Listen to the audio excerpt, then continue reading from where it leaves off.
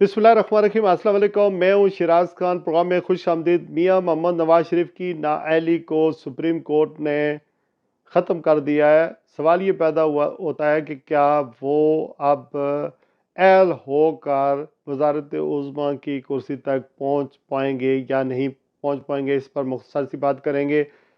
मुस्लिम league नून और JUI पूरी तरह अपनी इलेक्शन मुहिम भी नहीं चला रहे हैं और टिकटों में उनको किस तरह की मुश्किलात हैं और आने वाले दिनों में उनकी मुश्किलात किस हद तक बढ़ने वाली हैं, इस पर गुफ्तगू करेंगे। 14 सेनेटर्स ने करारदाद लाई और इलेक्शन मुलतवी कराने के हवाले से जो करारदाद मंजूर की है, सवाल ये पैदा होता है कि आज 5-6 दिन गुजरने के बावजूद क्यों बाकी जमातों ने इलेक्शन के हक में इलेक्शन करवाने या मुनक्कद करवाने के बारे में कोई करारदाद क्यों नहीं पेश की।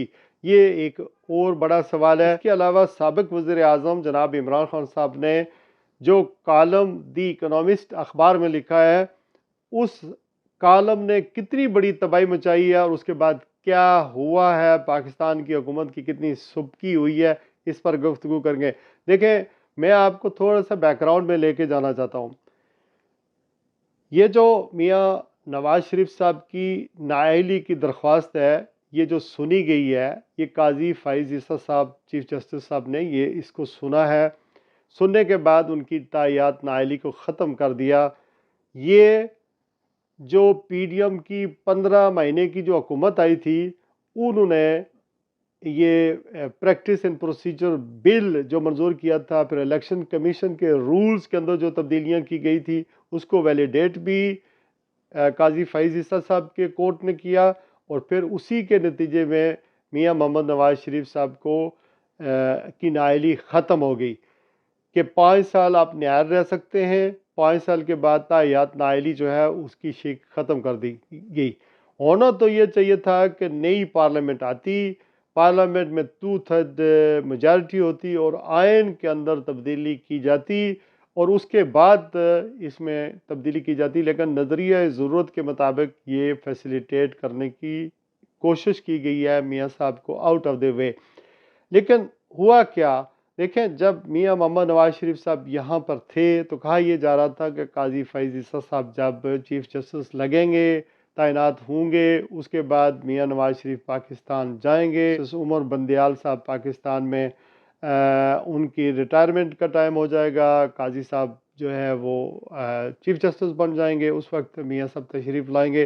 तो पहले ही ये लग रहा था कि निज़ाम पूरा जो है वो फैसिलिटेट कर रहा है मियाँ नवाज शरीफ की वापसी। जिस तरह यहाँ सफ़ीर साहब ने उन्हें सियाफ किया, फिर एयरपोर्ट पर जिस तरह उनका इस्तकबाल किया गया, बायोमेट्रिक हुआ, उसके बाद जितनी भी चीज़ें, जितने भी केस हैं उनके, उनकी जायदाद जो कुर्की थी, जो सारा कुछ हुआ वो ख़त्म किया गया और ये सब चीज़ें प्लान और मायदे के तहत हो रही हैं पाकिस्तान के अंदर।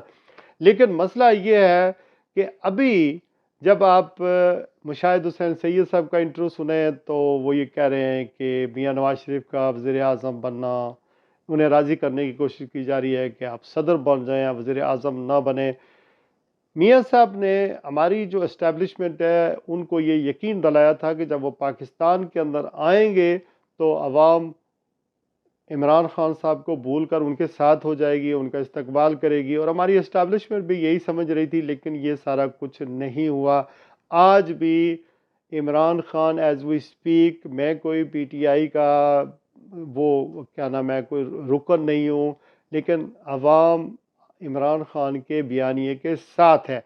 इस वजह से वो ना आज़ादाना तौर पर अपने कोई एक जलसा उन्होंने लाहौर में किया जब वो गए थे अक्टूबर में, उसके बाद कोई जलसा नहीं कर सकते।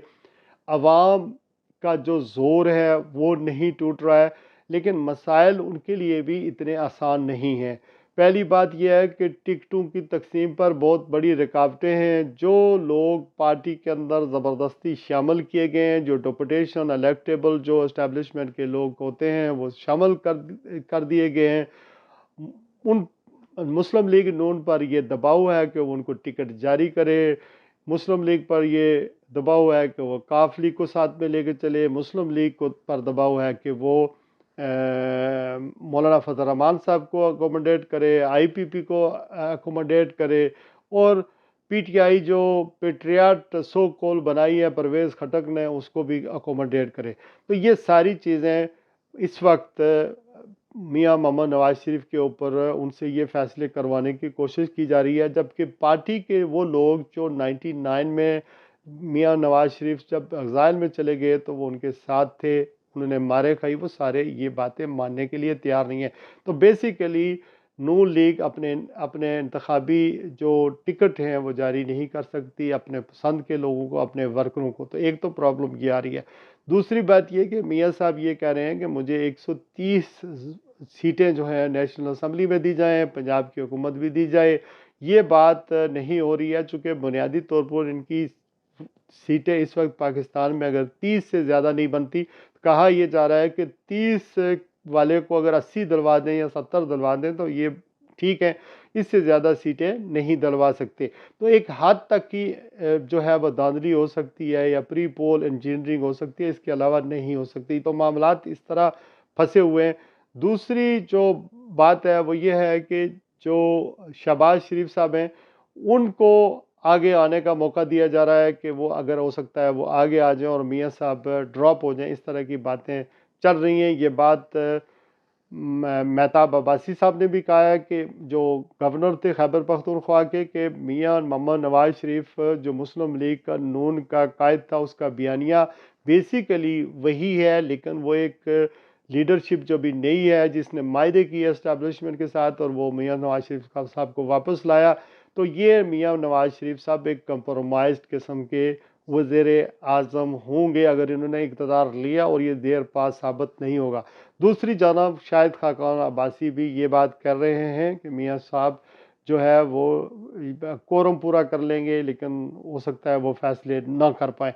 تیسری صورت آپ دیکھ لیں کہ جو دباؤ ہے وہ سب سے زیادہ پی ٹی آئی پر آ رہا ہے۔ عالم جو لکھا ہے دی اکنامکس میں عمران خان صاحب نے، اس کا جو شور مچا ہے پوری دنیا کے اندر، آپ وہ دیکھ لیں کہ مرتضیٰ سولنگی صاحب نے کہا کہ ہم جو ہے نا وہ سو کریں گے، ہم جو ہے وہ لکھیں گے۔ اعتراض انہوں نے جس طرح اٹھایا دی اکنامکس کے اوپر، تو اس نے ایک تباہی مچائی ہے۔ وہ 3 دفعہ اس کو ری ٹویٹ کر چکے ہیں اور ان کو سب سے زیادہ لوگوں نے اس کو پڑھا ہے۔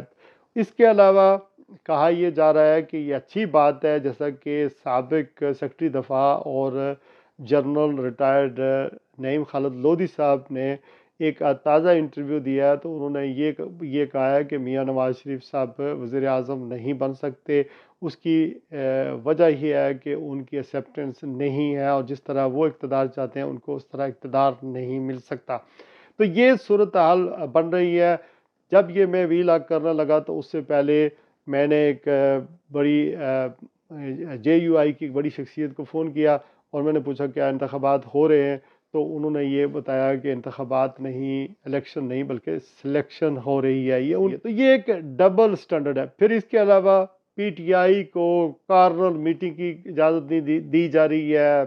عمران خان کے اوپر 9 مئی کا مقدمہ میں ڈال دیا گیا، ان کی گرفتاری ڈال دی گئی ہے کہ اگر 15 جنوری کو ان کی ویل ہو جاتی ہے تو پھر انہیں پہلے ہی جو ہے وہ جی ایچ کیو حملے پر ان کی جو ہے وہ گرفتاری ڈال دی گئی ہے، ان کا آج ریمانڈ مانگا گیا ہے۔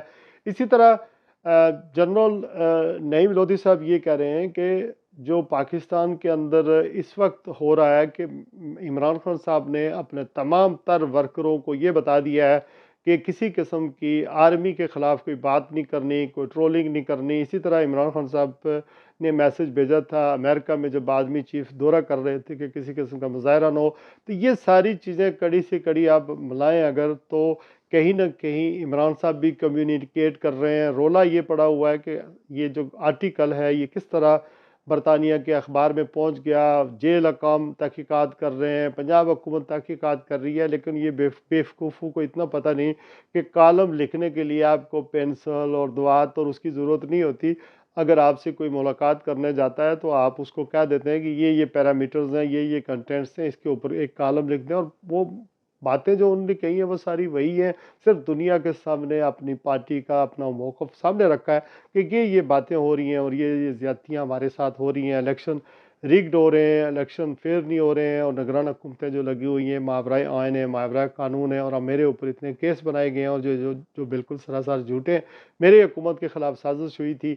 इस तरह का बयानिया वो तो हर वक्त कहते हैं और करते रहते हैं।